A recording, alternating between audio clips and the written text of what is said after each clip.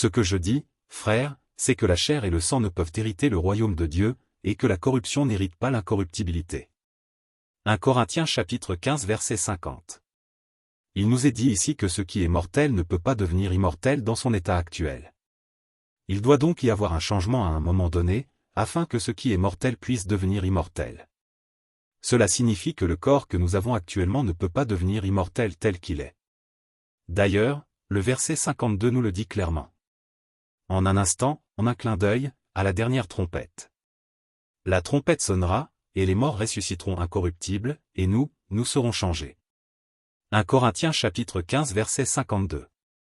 Paul nous indique ce qu'il faut comprendre à partir du verset 36, lorsqu'il explique que le corps doit mourir pour pouvoir être ressuscité.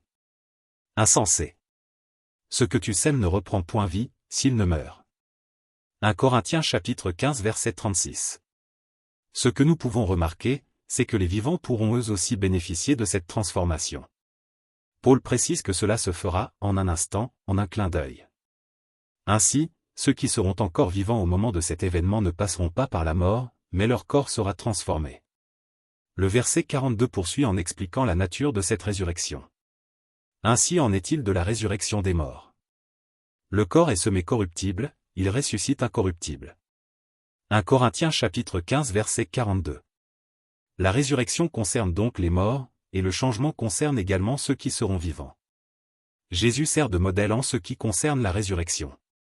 Après sa résurrection, son corps présente des possibilités qui nous donnent un aperçu de ce qu'est un corps spirituel. C'est pour cette raison que Paul dit que la chair et le sang ne peuvent hériter le royaume de Dieu. Le corps de chair et de sang, dans son état actuel, est soumis à la corruption et à la mort. Il doit donc être transformé pour devenir incorruptible et immortel. Paul écrit également.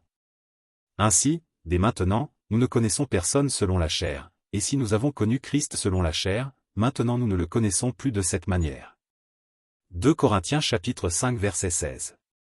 Christ lui-même a donc connu un changement lors de sa résurrection. Son corps ressuscité nous donne un aperçu de ce que sera la condition de ceux qui ressusciteront. Nous sommes tous appelés à regarder ces choses de près et à les examiner afin d'accroître notre compréhension. Car si Dieu a fait écrire ces choses, c'est bien pour notre instruction. Elles nous permettent de comprendre ce qui doit arriver au corps lors de la résurrection et de mieux saisir l'espérance qui nous est présentée dans les Écritures.